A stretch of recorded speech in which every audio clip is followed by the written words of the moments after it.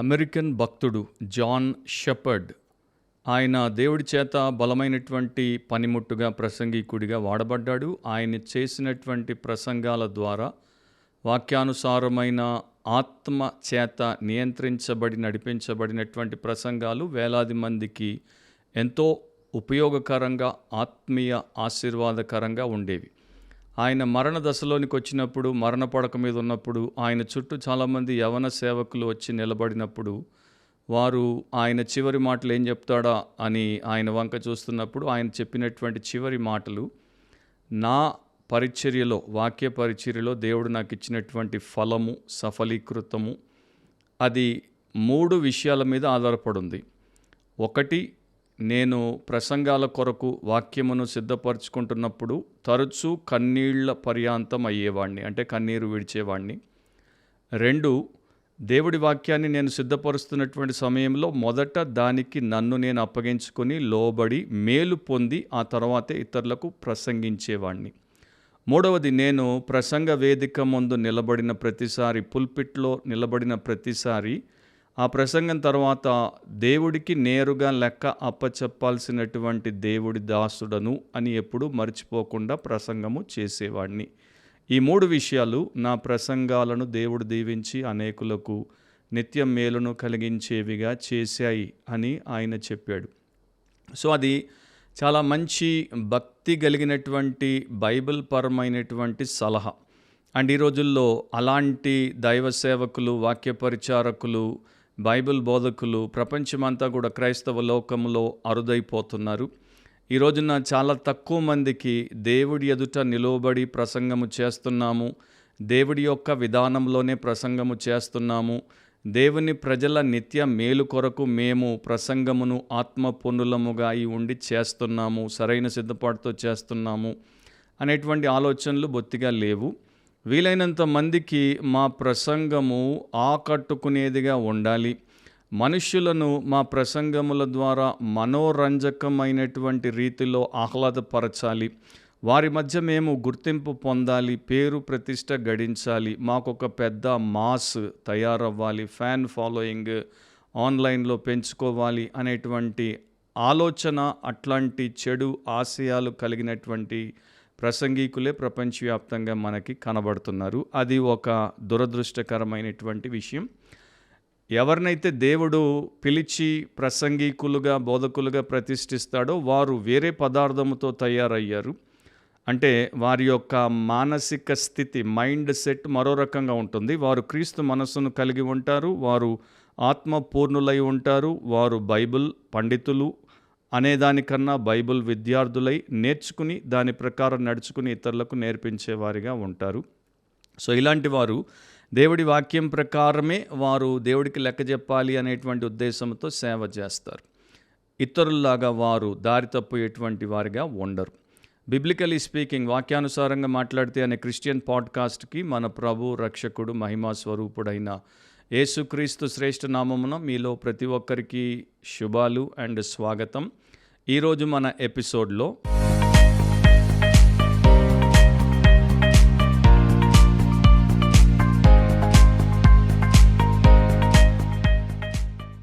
రెండవ తిమోతి 2వ అధ్యాయము 15వ వచనం, దేవుని ఎదుట యోగ్యునిగాను, సిగ్గుపడనక్కర్లేని పనివానిగాను, సత్యవాక్యమును సరిగా ఉపదేశించువానిగాను నిన్ను నీవే దేవునికి కనపరుచుకొనుటకు జాగ్రత్త పడుము. అపోస్తులైన పౌలు తన ఆత్మీయ కుమారుడు, సంఘ కాపరి అయినటువంటి యవన తిమోతికి ఇచ్చినటువంటి ఆదేశం, దైవాదేశం అది. ఈరోజు మన పాడ్కాస్ట్ యొక్క టైటిల్ ఏంటంటే preachers approved by God. Preachers approved by God, దేవుని చేత ఆమోదించబడిన ప్రసంగికులు, దేవుని చేత ఆమోదించబడిన ప్రసంగికులు. సో ఆ ఒక్క వచనంలో దేవుని వాక్యమును చేపట్టి దేవుని నామమున దేవుని ప్రజల ఎదుట, వారు పాపులైన పరిశుద్ధులైన అందరూ కూడా దేవుని చేత సృష్టించబడినటువంటి మనుషులే కనుక వారి ఎదుట నిలువబడేటువంటి ప్రతి మనిషి దేవుని యొక్క క్రమము, దేవుని యొక్క విధానము, దేవుని యొక్క ఆదేశం, అధికారం కింద ఉండి ఆ పని చేయాలి. మరో రకంగా చేస్తే మాత్రం తప్పకుండా తీవ్రమైనటువంటి తీర్పు, కఠినమైనటువంటి శిక్షకు ఆ వ్యక్తి గురవుతాడు.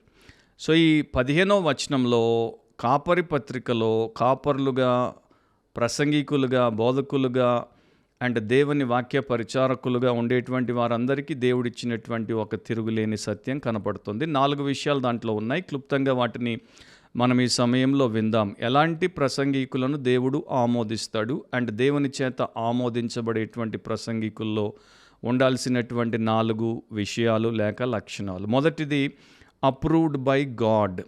దేవుని ఎదుట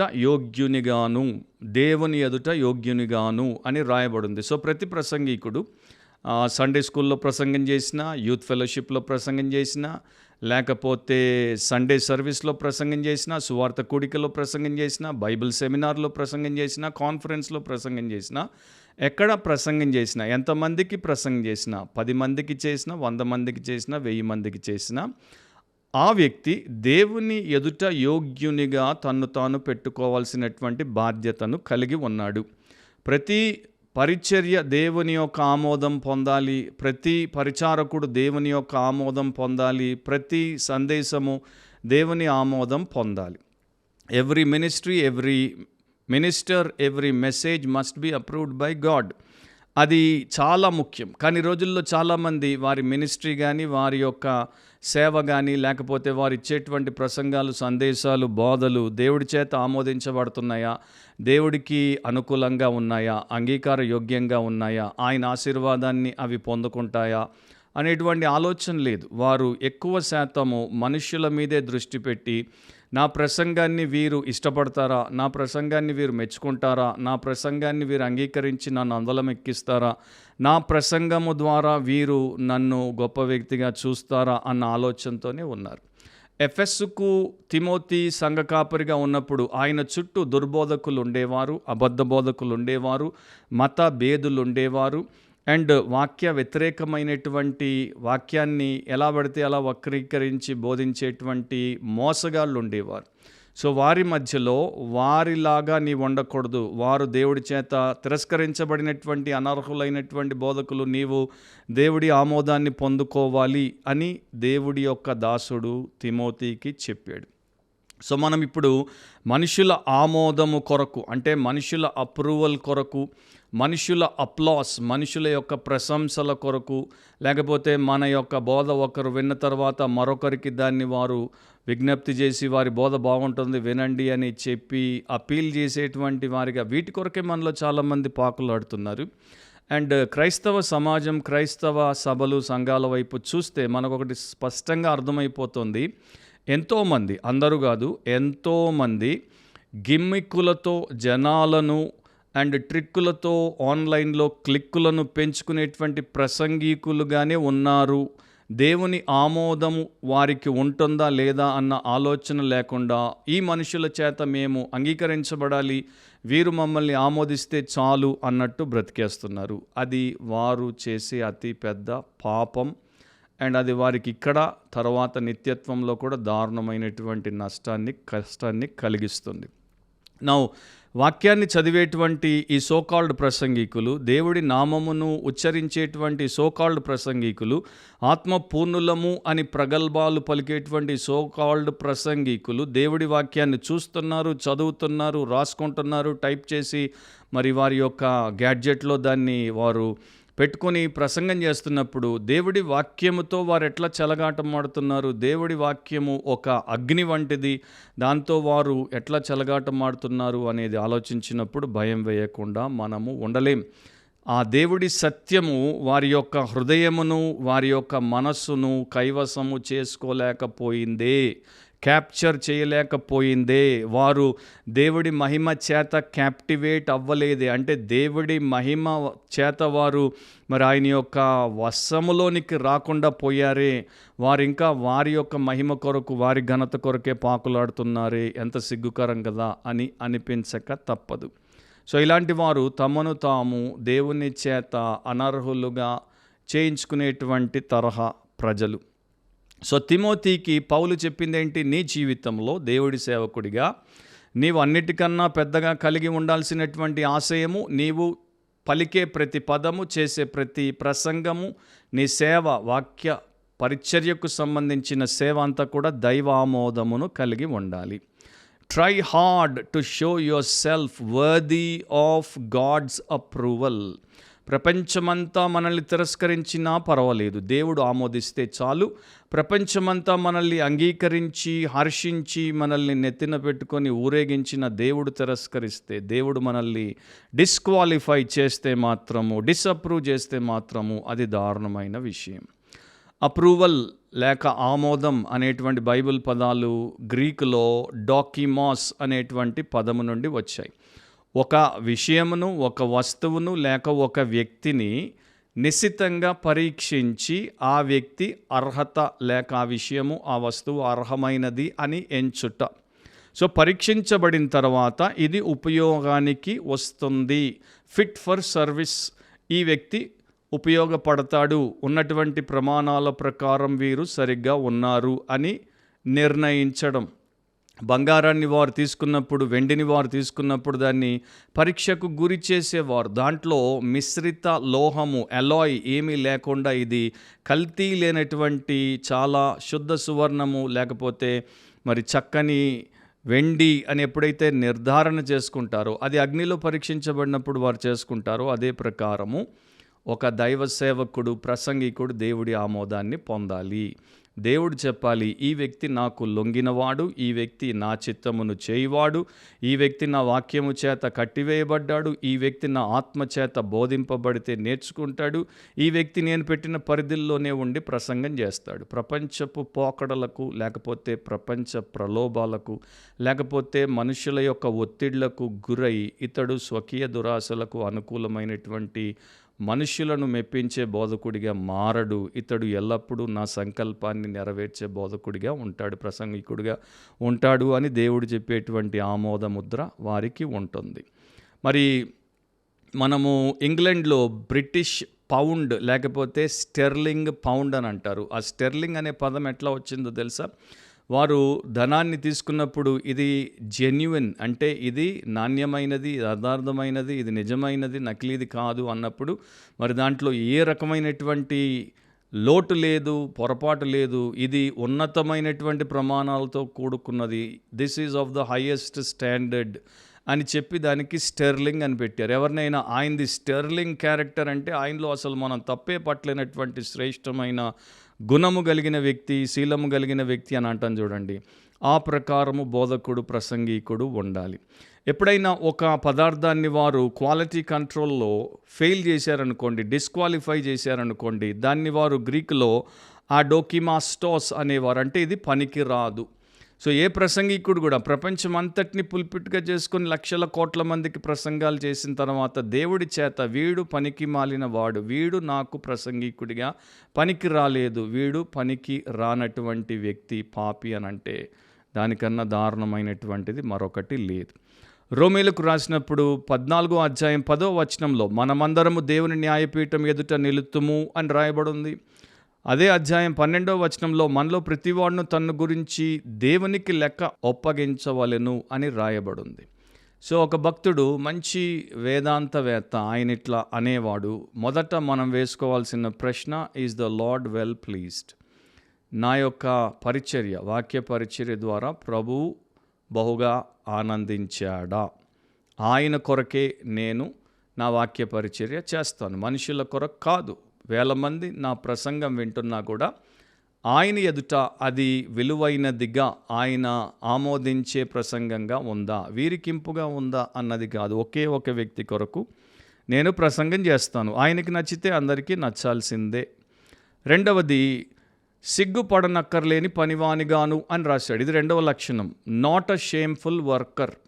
సిగ్గుపడనక్కర్లేని పనివానిగా ప్రసంగికుడు తర్వాత ప్రసంగం చేసిన తర్వాత, వాక్య పరిచర్య అయిపోయిన తర్వాత, జీవితకాలం ఎన్నో బైబిళ్లను చదివి తర్వాత ఆయన సిద్ధపాటు చేసి వేల మందికి, లక్షల మందికి ప్రసంగాలు చేసిన తర్వాత సిగ్గుపడే స్థితిలోనికి వచ్చే పనివాడిగా, తలవంపులు తెచ్చుకునేటువంటి పనివాడిగా ఉండకూడదు. తెలుగులో పనివానిగా అనుంది, ఇంగ్లీష్లో వర్క్ మ్యాన్ అని ఉంటుంది, లేకపోతే వర్కర్ అని ఉంటుంది. ఇది మామూలుగా బైబిల్లో యాకోబు పత్రిక 5వ అధ్యాయం 4లో కూడా ఇదే పదం వాడబడింది గ్రీకులో. అక్కడ చేలు కోసిన పనివారి అని ఉంటుంది. సో ఇక్కడ పనివాడు దేవుని వాక్యమును ఇతరులకు ప్రసంగము ద్వారా ప్రకటించేటువంటి పనివాడు, దేవుని యొక్క పనివాడు, labourer for God, workmen for God. So అతడు పూర్ క్వాలిటీ వర్క్ చేస్తే దేవుడు దాన్ని ఇష్టపడడు.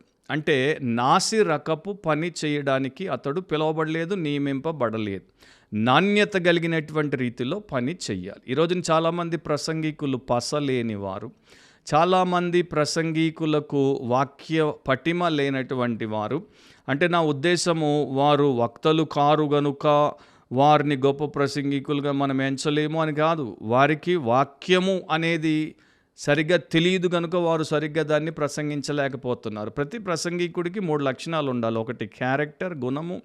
రెండవది కంటెంట్ ఆఫ్ స్క్రిప్చర్, లేఖనము అనేటువంటి ఆ యొక్క ఘనమైన పదార్థం. మూడవది కమ్యూనికేషన్, దేవుడు ప్రకటింపమని చెప్పినట్టు ఒక హెరాల్డ్గా, అంటే ఒక దండోరా వేసేటువంటి వ్యక్తిగా ధైర్యముతో, యథార్థతతో దేవుడి వాక్యాన్ని మనుషులకి ప్రకటించుట, ఇది ప్రతి ఒక్కరిలో ఉండాలి. ఆ ప్రకారం కాకుండా నాసిరకపు పనివానిగా ఉంటే వాడు తప్పకుండా రేపటి దినాన్న దేవుడి ఎదుట సిగ్గుపరచబడతాడు.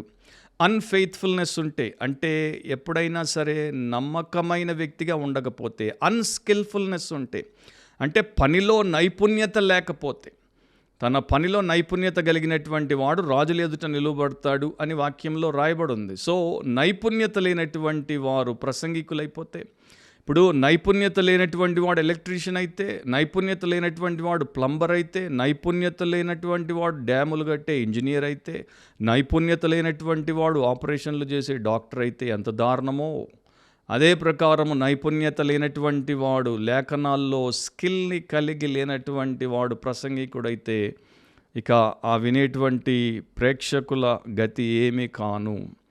సో ఈ వ్యక్తి సోమరిగా ఉండడు, ఈ వ్యక్తి సమర్పించబడి ఉంటాడు, ఈ వ్యక్తి సాధన చేసేవాడిగా ఉంటాడు, ఈ వ్యక్తి వాక్యపు ఏబిసిడీల్లోనికి వెళ్తాడు. అంటే బిబ్లికల్ స్క్రిప్చర్ యొక్క ఏబిసిడీల్లోనికి, మూలాల్లోనికి వెళ్తాడు, బేసిక్స్ నేర్చుకుంటాడు. తర్వాత ఇంటర్ప్రిటేషన్ ప్రిన్సిపల్స్, హెర్మెన్యూటిక్ అంటాము, దాన్ని నేర్చుకుంటాడు. ఎక్సిజీసిస్, వాక్యముని ఎలా అక్కడ రాయబడినటువంటిది ఉద్దేశపూర్వకంగా గ్రంథకర్త ఎట్లా రాశాడో దాన్ని వెలికి తీసి యాజ్ ఇట్ ఈస్గా ప్రజలకి ప్రకటించే వ్యక్తిగా ఉంటాడు. దీనికి మనకి స్కిల్ అవసరం. అండ్ ఇది ఒక రోజు, ఒక వారం, ఒక మాసం, ఒక సంవత్సరంతో వచ్చేది కాదు. జీవితకాలం దేవుడితో సమర్పించబడి జీవిస్తున్నప్పుడు నేర్పించేది, తెలుసుకుని నేర్చుకుని చేసేది. సో భక్తుడు మొదట is the lord well pleased అని అడిగినటువంటి అదే సేవకుడు రెండో ప్రశ్న అడుగుతాడు, is the work well done? దేవుడు నీకు ఇచ్చినటువంటి పని ప్రసంగించుట, వాక్య పరిచర్య చేయుట, అది నీవు బాగుగా చేసావా? ఇక్కడ నీ ప్యాషన్ ఏమై ఉండాలంటే ఎక్సలెన్స్. నీవు చేసే ఆ వాక్య పరిచర్య శ్రేష్టమైనదిగా ఉండాలి. దాని కొరకు నీవు శక్తి వంచన లేకుండా కష్టపడాలి, కృషి చెయ్యాలి. అప్పుడు నీవు సిగ్గుపరచబడవు.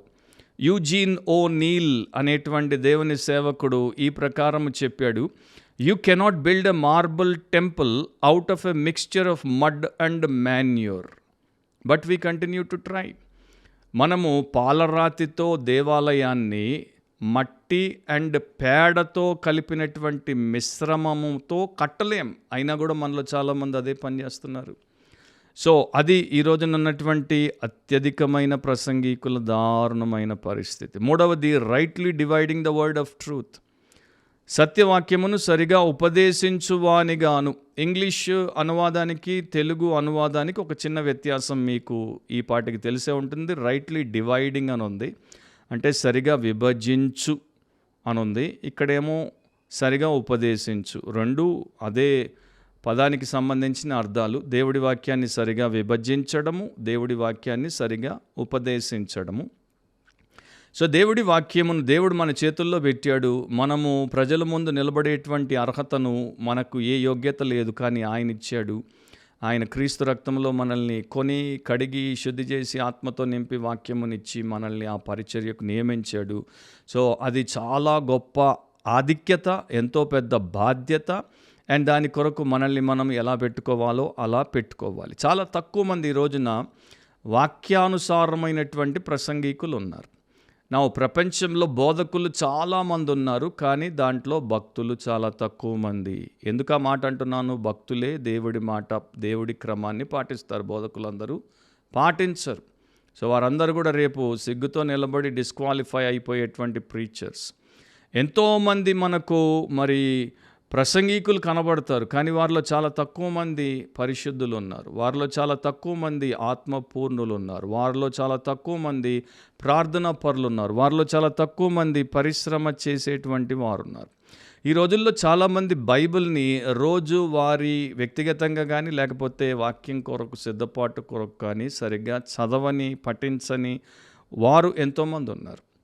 సో రైట్లీ డివైడింగ్ అన్నది దేవుడి వాక్యంలో రాయబడినప్పుడు గ్రీక్లో ఆర్థోటోమేయో అనేటువంటి ఆ పదానికి అర్థం ఏంటంటే టు కట్ స్ట్రైట్, తిన్నగా దాన్ని కోయుట, దాని యొక్క లిటరల్ మీనింగ్. ఇదొక మెటఫర్ అన్నమాట. దీన్ని అనేక రకాలుగా గ్రీకు సాహిత్యంలో అండ్ ఆ కాలపు చరిత్రలో వాడేవారు.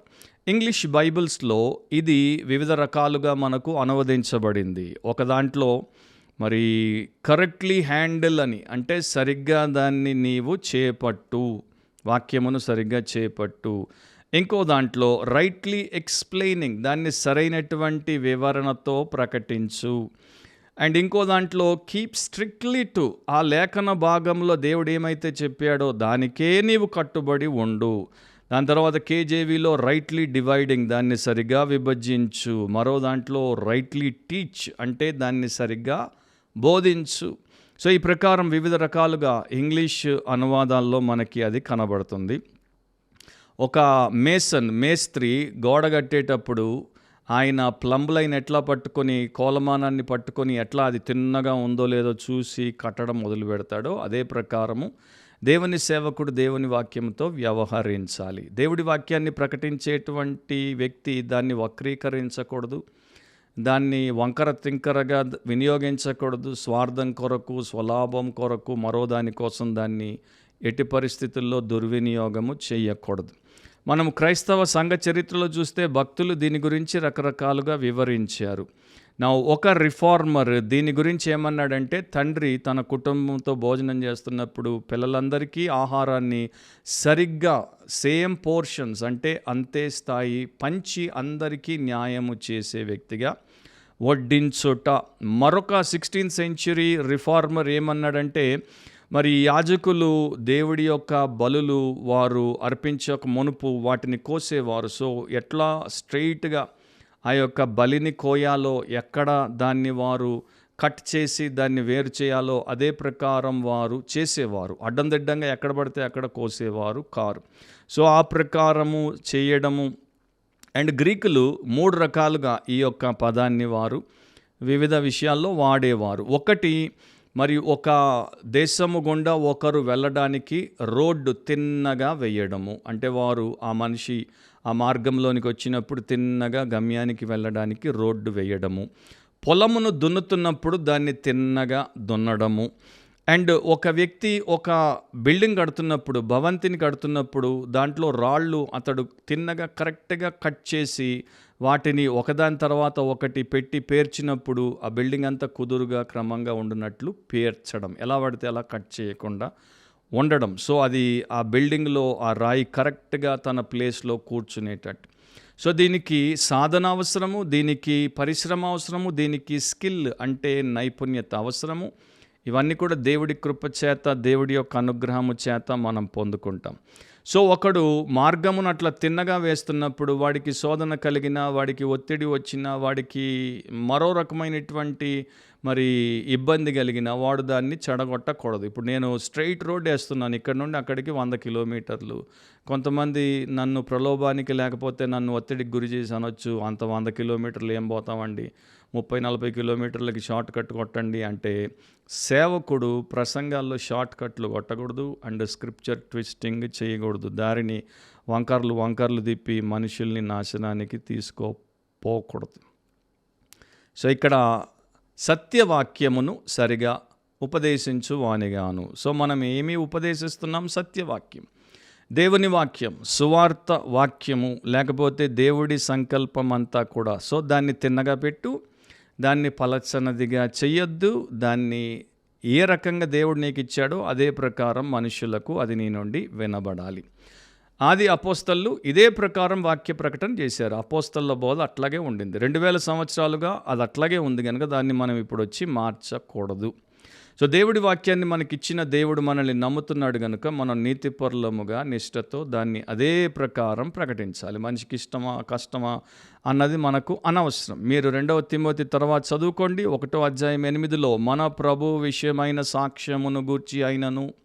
సో మనం మన ప్రభు విషయమైన సాక్ష్యాన్ని ఇచ్చినప్పుడు దాంట్లో మనం ఏమీ కలపకూడదు, దాంట్లో నుంచి ఏమీ తీసివేయకూడదు. 2వ తిమోతి 2:9 ఆ సువార్త విషయమై సంకెళ్లతో బంధింపబడి శ్రమపడుచున్నాను, అయినను దేవుని వాక్యం బంధింపబడి ఉండలేదు. సో సువార్త దేవుని వాక్యము మనిషిని విమోచించే నిత్య సత్యము, దానితో మనము ఆటలాడకూడదు. 2వ తిమోతి 2:14 కొంతమంది దేవుడు చేయొద్దన్నది చేశారు. వారు ఏం చేశారు జాగ్రత్తగా గమనించండి. వినువారిని చెరుపుటకే కానీ మరి దేనికి పనికిరాని మాటలను గూర్చి వాదములు పెట్టుకున్నారు. అది తిమోతి పెట్టుకోవద్దని ప్రభు ఎదుట వారికి సాక్ష్యం ఇచ్చుచు ఈ సంగతులను వారికి జ్ఞాపకము చెయ్యము. సో తిమోతి చేయొద్దు, అండ్ తిమోతి ఎవరికైతే చెప్తున్నాడో ప్రసంగిస్తున్నాడో వారు చేయొద్దని చెప్పమంటున్నాడు. 2వ తిమోతి 2:16-18 వరకు అపవిత్రమైన వట్టి మాటలకు విముఖుడవై ఉండుము. అట్టి మాట్లాడు వారు మరి ఎక్కువగా భక్తిహీనులగుదురు. కొరుకు పొండు ప్రాకినట్టు వారి మాటలు ప్రాకును. వారిలో హుమెనయును ఫిలేతును ఉన్నారు. వారు పునరుత్థానము గతించినని చెప్పుచు సత్యము విషయము తప్పిపోయి కొందరి విశ్వాసమును చెరుపుచున్నారు. సో మీరు 2:14 చూస్తే వినువారిని చెరుపుటకే కానీ మరి దేనికి పనికిరాని మాటలు ప్రసంగాల్లో పెడుతున్నారు. 24లో చూస్తే వీరికి సత్య విషయమైన అనుభవ జ్ఞానము బొత్తిగా లేదు. 23లో చూస్తే నేర్పు లేని మూడుల వితర్కములు వారివి. కొంతమంది పనికి మాలిన మూర్ఖపు మొండి డిబేట్లు పెట్టి వాటిలోనే మనుషుల్ని ముంచుతున్నారు. అవి అవసరం లేదంటున్నాడు. 2:16లో అపవిత్రమైన వట్టి మాటలే వారి ప్రసంగాల నిండా ఉన్నాయి. పవిత్రమైన పరిశుద్ధ లేఖనాలను పక్కన పెట్టేశారు. అఫ్కోర్స్ మొదట ఒక వచనం ఎత్తుతారు, చివర ఒక వచనం చెప్పి ముగిస్తా ఉండొచ్చు. కానీ మధ్యలో అంతా అపవిత్రమైన వట్టి మాటలే, కుళ్ళు జోకులే అండ్ వ్యర్థ లోక సంబంధమైనటువంటి కథలే. పైకి భక్తి గల వారి వలె ఉండి దాని శక్తిని ఆశ్రయించని వారునై ఉందరు. వీరు పైకి భక్తి వేషం వేశారు కానీ వీరి బోధలో భక్తి ఎక్కడ కూడా విశేషముగా మనకి కనిపించదు. లౌకికంగా మార్చేస్తారే తప్ప దైవికంగా మార్చరు. సో దైవ సేవకుడు, దేవుని పనివాడు ఆ ప్రకారం ఉండకూడదు. ఒకడు యవన కాలంలో దేవుడి పిలుపు అని చెప్పి బైబిల్ కాలేజ్కి వెళ్ళాడు. 3 ఏళ్ళు అక్కడ థియాలజీ ట్రైనింగ్ పొందాడు. బయటకు వచ్చాడు, ప్రసంగం చేయాలి అనే ఆదురద ఎక్కువ. కొంతమందికి దురద ఎక్కువ. నేను వాడికి వాక్యం తెలియకపోయినా, బైబిల్ అంతా చదవకపోయినా ప్రసంగం చేయాలి, 10 మంది కంటపడాలి, 10 మంది నోట్లో నా పేరు నానాలి. ఈ దురద చాలామందికి ఉంది. ఈ రోజున పురుషులే కాదు స్త్రీలు కూడా మించిపోతున్నారు. జోరీగలు వచ్చి ఐగుప్తు మీద పడినట్టు మరి ఈ రోజున ఆ పరిస్థితి ప్రపంచమంతటా కూడా ప్రసంగికులకి కొదవ లేకుండా విపరీత స్థాయిలో పెరిగిపోతున్నారు. కానీ వీరు పనికి మాలినటువంటి ప్రసంగికులు. సో ఇతడు ఒక పెద్ద దేవుడి సేవకుడి ఎదుట ప్రసంగం చేశాడు. చేసిన తర్వాత ఆయన ఏమీ అనకపోతే ఆయన దగ్గరికి వచ్చి ఏది అనట్లేదు అని బాధపడిపోతూ ఏదైనా ఆయనతో అనిపించుకోవాలి, మెప్పు పొందాలని చెప్పేసి నేను మీ ఎదుట ప్రసంగం చేశాను, బహుశా చాలా ఎక్కువ సమయం తీసుకొని పొడవాటి ప్రసంగం చేశానేమో అని అన్నప్పుడు ఆ పెద్ద భక్తుడు, లోతైన వాక్య అనుభవం ఉన్న వ్యక్తి అన్నాడు, నీ ప్రసంగము పొడవుగా లేదు, నీ ప్రసంగము లోతుగా లేదు, నీ ప్రసంగముగానే లేదు అని చెప్పాల్సి వచ్చింది. పరువు పోయింది. సో క్రైస్తవ లోకంలో కూడా ఇప్పుడు నిజంగా వాక్యాన్ని ఎరిగినటువంటి, వాక్యం కొరకు జీవితాన్ని దారపోసినటువంటి భక్తులు విన్న ప్రసంగాల గురించి అట్లాగే చెప్పాల్సి వస్తుంది. ఒకప్పటి పురాతన భక్తుడు ఇట్లా అన్నాడు, సూర్యుడికి వెలుగులాగా, శరీరానికి హృదయంలాగా, సుత్తికి బరువులాగా, భవనానికి పునాదిలాగా, ఈటెకు పదునులాగా, కత్తికి అంచులాగా, చెట్టుకు ఫల సాయములాగా క్రీస్తు కూడా బోధలో ఉన్నాడు. కాంతి లేకుండా సూర్యుడు ఎలా ప్రపంచాన్ని ప్రకాశమానంగా చేయలేడో, క్రీస్తు లేని బోధ లేక దేవుని వాక్యము సరిగా విభజించి బోధించబడినటువంటి బోధలు పాపిని విమోచించలేవు, పరిశుద్ధులను వెలిగించలేవు. End of quote. సో మొదట అడిగిన ఆ ప్రశ్న, రెండో ప్రశ్న అదే ప్రశ్న, మూడో ప్రశ్న భక్తుడు అడిగిన మూడో ప్రశ్న ఏంటంటే, is the word well used? వాక్యమును సరిగా వినియోగించామా? సో ఇక్కడ సత్యం పట్ల మనకి ఆ యొక్క కాంక్ష, సత్యం పట్ల మనకు ఉండాల్సినటువంటి కమిట్మెంట్. సో దానికి మనం అన్యాయము చేయకుండా, దానికి న్యాయము చేయడానికి దేవుడి చేత నియమించబడ్డాం కనుక అది మనం చేశామా? సో దేవుడు సంతోషించాడా? బహుగా సంతోషించాడా? రెండవది, పని బాగుగా చేశామా? మూడవది, వాక్యమును సరిగా మనము ప్రకటించి వినియోగించామా? ఇవి చేసినప్పుడే దేవుడికి మహిమ, మనుషులకి మేలు, అండ్ మనము దేవుడి ఎదుట ఆమోదం పొందుతాం. చివరి నాలుగవది ఏంటంటే, డిలిజెంట్ ఇన్ గాడ్స్ మినిస్ట్రీ. నిన్ను నీవే దేవునికి కనపరుచుకొనుటకు జాగ్రత్త పడుము. Be diligent to present yourself. Diligence అంటే శ్రద్ధ, ఆసక్తి. బహుగా నీవు దేవుడి ఎదుట దేవుడి పనిని చేయడానికి నిన్ను నీవు పరిశ్రమలో పెట్టుకొని, క్రమశిక్షణలో పెట్టుకొని, దాని కొరకే ప్రాకులాడి దాన్ని చక్కగా చెయ్యు, ఎక్కడా లోటు లేకుండా, లోపము లేకుండా దేవుడు మెచ్చుకునేటట్టు చెయ్యని పౌలు తిమోతికి చెప్తున్నాడు. ఒక పాస్టర్ గారు, ప్రపంచ ప్రముఖ పాస్టర్ గారు, మంచి బోధకుడిగా అండ్ వాక్య పరిచర్యతో పాటు పుస్తకాల రచయితగా పేరుగాంచినటువంటి ఆయన ఏమంటాడంటే, ప్రస్తుతం ప్రపంచంలో ఉన్నటువంటి చాలామంది ప్రసంగికులకి, ప్రీచర్లకి ఉన్న బద్ధకము లేక సోమరితనము, హోమిలెటికల్ స్లాత్ అంటే వాక్యము కొరకు సిద్ధపడాల్సినటువంటి రీతిలో సిద్ధపడకుండా ఉండే బద్ధకం. సో ఎంతోమంది ప్రసంగికులు, బోధకులు వారు వాక్య పఠన కొరకు, వాక్యము కొరకు సిద్ధపడడానికి సమయం తీసుకోరు, కష్టపడరు. వారు దానికి తమను తాము పరిపూర్ణంగా అప్పగించుకోరు. దేవుని యొక్క ఆత్మ ఆశ్చర్యకరమైన సంగతులను వాక్యములో చూపునట్లు, వారి కన్నులు తెరుచున్నట్లు ప్రార్థన చెయ్యరు. వారు లోతైన బంగారము లాంటి సత్యములను వెలికి తీయడానికి లోతుగా తవ్వరు. దేవుడి యొక్క పరిశుద్ధ ప్రత్యక్షత కొరకు దేవుడి సన్నిధిలో ఎక్కువ సమయము కనిపెట్టరు. వారికి ప్రతిది కూడా ఇన్స్టెంట్గా వచ్చేయాలి. అట్లా పైన వారు దాన్ని తోడేసుకొని పోయి ఇతరులకు మరి చెప్పేయాలి అన్నటువంటి ఇన్స్టెంట్ పర్ఫార్మర్ లాగా ప్లాట్ఫామ్ ఎక్కి పర్ఫామ్ చేయాలన్నట్టు వారు ఉంటారు. సో అది ఒక నిత్య సత్యమును ప్రకటించుటకు, పరలోక సత్యమును భూలోకంలో పాపులకు ప్రకటించుటకు నియమించబడిన దేవుడి సేవకులు చేయాల్సింది కాదు. మనము ఎర్త్లీ పర్ఫార్మర్స్ కాదు, మనము heavenly servants of the scripture, పరసంబంధమైన లేఖన సేవకులం. అది ఎంతోమంది గమనించట్లేదు. ఒకప్పటి భక్తులు గంటల తరబడి, అప్పుడు ఫ్లోరింగ్ కూడా సరిగ్గా ఉండేది కాదు, నేల మంటి మీద మోకాళ్ళ మీద ఉండి దేవుడి వాక్యము తెరిచి కన్నీళ్లు విడిచి ప్రార్థన చేసి గోజాడి దేవుడి దగ్గర నుండి మెసేజ్ వాక్యమును పొంది తీసుకుని వచ్చి చెప్పేవారు. ఇప్పుడేమో చాలామంది మరి ఉన్నటువంటి ప్రస్తుత టెక్నాలజీ ద్వారా చెత్తను తీసుకుని వచ్చి చెప్తున్నారు, పొట్టును తీసుకుని వచ్చి చెప్తున్నారు. జాన్ మెకార్థర్ జూనియర్, ఆయన మరి ప్రపంచంలో దేవుడి చేత బలముగా వాడబడినటువంటి వాక్య పరిచారకుడు. ఆయన ఇట్లా రాశాడు తన పుస్తకంలో, ప్రసంగికుడికి ఒక అధ్యాయమునివ్వండి, దాంతో అతడు చుట్టూ తిరగమని చెప్పండి. అంటే ఇక దాంతోనే అతడు ఆ దినమంతా గడపమని చెప్పండి. తర్వాత దాంతోనే అతడు క్యాంపు వేసుకొని కూర్చోమని చెప్పండి. దాన్నే తినమని చెప్పండి. అండ్ అది అతని లోపలికి ఎంతగా పోయి అతనిలో మిళితమైపోవాలంటే అతడు ముందు నుండి వెనక్కి, వెనక నుండి ముందుకు ఆ యొక్క అధ్యాయం అంతటిని మాట్లాడేటట్టు మారిపోవాలి. అండ్ ఈ యొక్క నిత్య సత్యము అతని నుండి మారుమ్రోగేదిగా ఉండాలి. ఆ వాక్యపు అగ్ని అతన్ని కాల్చేదిగా ఉండాలి. అండ్ ఆ వాక్యపు అగ్ని నుండి దేవుని యొక్క కృప అనేది అతని నుండి బయటికి ప్రకాశమానంగా రావాలి. అండ్ ఒక వ్యక్తి దేవుడి సత్యమును మనిషికి ఆ ప్రకారము ప్రచురించుటకు లేక ప్రకటించుటకు ఇవ్వబడిన ఆధిక్యతలో ఉన్నప్పుడు అతడు ఆ పని చెయ్యాలి. ఆ తర్వాత అతడు భూమి నుండి పరలోకానికి కొనిపోబడతాడు. అండ్ అతడు చేసినటువంటి సేవ ఆమోదించబడుతుంది. అతని యొక్క బూర అతని పక్కన అండ్ అతని యొక్క రెండంచులు గల ఖడ్గము అతని యొక్క శవపేటికలో మార్చబడుతుంది అన్నట్టు ఆయన రాశాడు.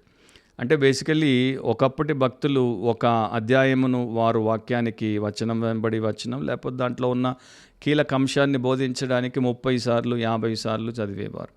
ఈ రోజున కనీసం ఒక్కసారి కూడా చదవకుండా ప్రసంగాలు చేసేవారి సంగతి ఏంటి?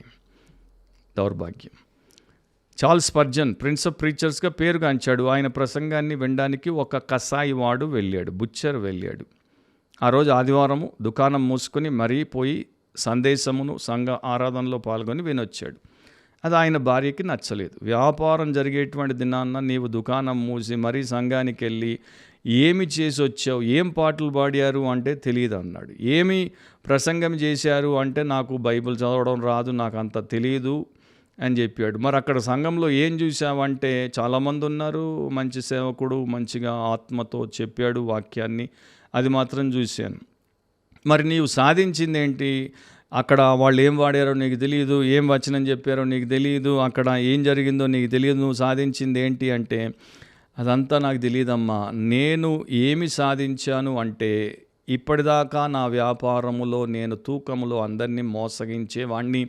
ఈరోజు ఆ భక్తుడి ద్వారా ప్రసంగం వినగానే నా బ్రతుకులో దేవుడు దోషారోపణను కలిగించాడు. నేను అక్కడే నిర్ణయించుకొని తలంచి ప్రార్థన చేసి క్షమాపణ పొంది తిరిగి వచ్చాను. ఇక నుండి నా వ్యాపారములో తూనికల్లో మోసము చెయ్యను, యథార్థంగా ఉంటాను. దేవుడు ఎంత రాబడిస్తే దాంతో తృప్తి చెందుతాను. నేను నా కుటుంబము సంఘానికి క్రమం తప్పకుండా ప్రతివారం వెళ్తాము. మొదట విశ్వాసము, తర్వాతే వ్యాపారము. సో అతన్ని దేవుని యొక్క దాసుడు, ఆత్మపూర్ణుడు, దైవామోదము చేత నమ్మకమైన పనివానిగా ఉండి సత్యవాక్యాన్ని సరిగా విభజించి బోధించాడు కనుక ఆ వ్యక్తి రక్షించబడ్డాడు. ఆ వ్యక్తి ద్వారా కుటుంబానికి సమాజానికి మేలు కలిగింది. అట్లాంటి వారు దేవుని ఆమోదములో ఉన్న ప్రసంగికులు, పరిశుద్ధ ప్రసంగికులు. అట్లాంటి వారి దినాల్లో తక్కువ. అట్లాంటి వారి కోసం మనం బహుగా ప్రార్థన చేయాలి. అట్లాంటి వారి యొక్క పరిచర్య కిందే మనల్ని పెట్టుకోవాలి, మన కుటుంబాలని పెట్టాలి. ఎవరి దగ్గరికంటే వారి దగ్గరికి వెళ్ళకూడదు, ఎవరి ప్రసంగం అంటే వారి ప్రసంగం వినకూడదు. పైన మెరుపుల్లోన కురుపులున్న ప్రసంగికులు చాలామంది ఉన్నారు, మోసపోవద్దు. వాక్యమును తెలుసుకోండి, వాక్యానుసారమైన ప్రసంగికులను మీరు కలిగి విని మేలు పొందండి. మరోసారి బిబ్లికలీ స్పీకింగ్, వాక్యానుసారంగా మాట్లాడితే అనే క్రిస్టియన్ పాడ్కాస్ట్లో దేవుడు మనల్ని కలిపేంత వరకు మర్చిపోకుండా నెమరు వేసుకుందాం. దాన్ని రోజు సాధనగా చేద్దాం. వాక్యానుసారంగా ఆలోచించండి, వాక్యానుసారంగా కోరుకోండి, వాక్యానుసారంగా మాట్లాడండి, వాక్యానుసారంగా ప్రవర్తించండి, వాక్యానుసారంగా జీవించండి. God bless you all. See you soon. Amen.